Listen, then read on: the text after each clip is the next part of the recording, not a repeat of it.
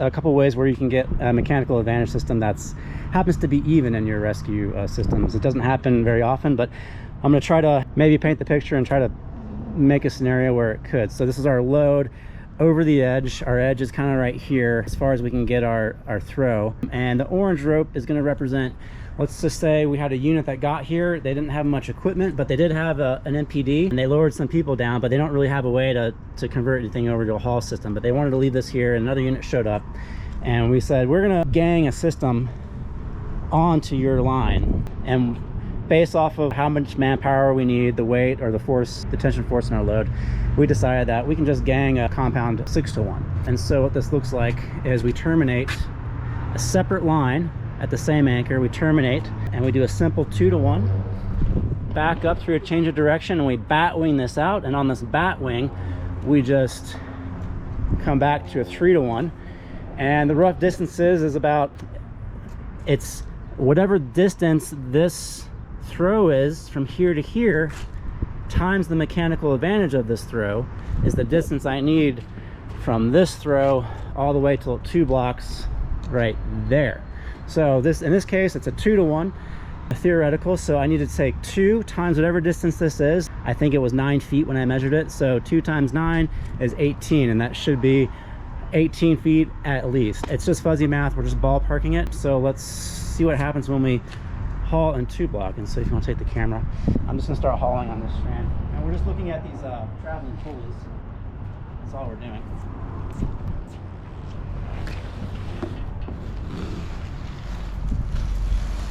Zoom in on that. Zoom in on the 2 block.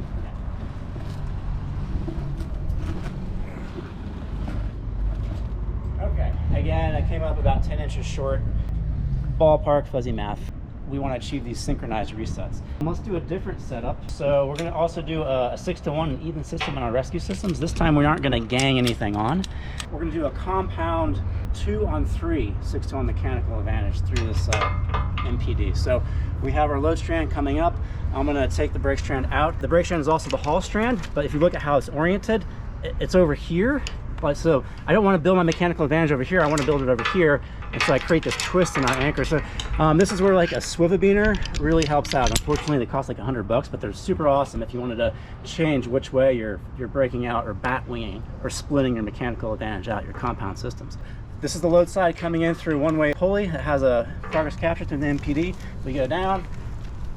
It is a 1-to-1 change of direction, and now I make it a 3-to-1 simple.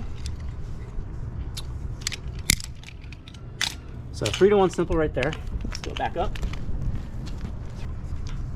3-to-1 simple with a final change of direction. So I'm going to terminate my 3-to-1 with a change of direction. Terminates here. And now, instead of me having to take a knife or scissors and just cut this line and treat this as a separate rope, I just repurpose it. So now we've ended it, and now we're going to start anew. And with this bite that I'm forming is going to be a 2-to-1. And so we're doing a simple 2-to-1 on a simple 3-to-1 with a change of direction. Get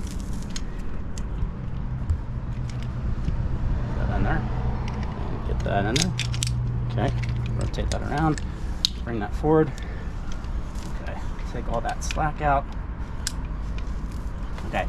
And now when I start hauling on my 2-to-1 on the rope grab, this entire strand is now a dead leg. It goes dead because it terminates at the anchor back there. And so now we can T-method this out, right? 1 in, 1 out, that's 2 here to this point. I don't have to follow this 1 back because it terminates at a knot, so it dies. So 1 in, 1 out, that 1 in dies, it's 2. And then I have 2 here. There's nothing here, this is a dead leg, so 2 stays in. 2 through the change of direction or the directional. 2 down to that 1 traveling pulley down there, you can see it. So 2 in, 2 out, it's 4 down there. So I'm gonna have to remember 4. And I bring 2 back up through my MPD, 2 back down to meet that 4 for a compound 2-on-3 6-to-1. So let's start hauling and see this thing 2 block.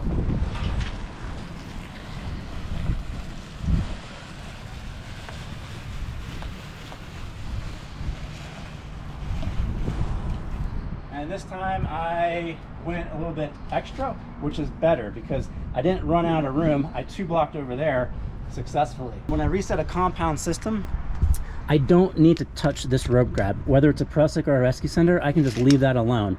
Where this is will always stay the same. What I do want to grab is the rope grab on our initial system. And you can, as you can imagine, if there's more rope out here and we had to actually do a reset, because that's our load's right up against it, I could just take the rescue sender and then drag it back out. As I reset this, it takes this line on that cam with me, and that will automatically reset by default. So I don't have to touch the rope grab on that first throw, or the first throw is actually what you think the second throw is, so that the throw closest to the haul team, I don't have to touch this rope grab. I can just touch the one rope grab, reset that, and leave it alone. So rescue senders are great for that application. Just two ways to achieve an even mechanical advantage in rescue systems if you want to go that route.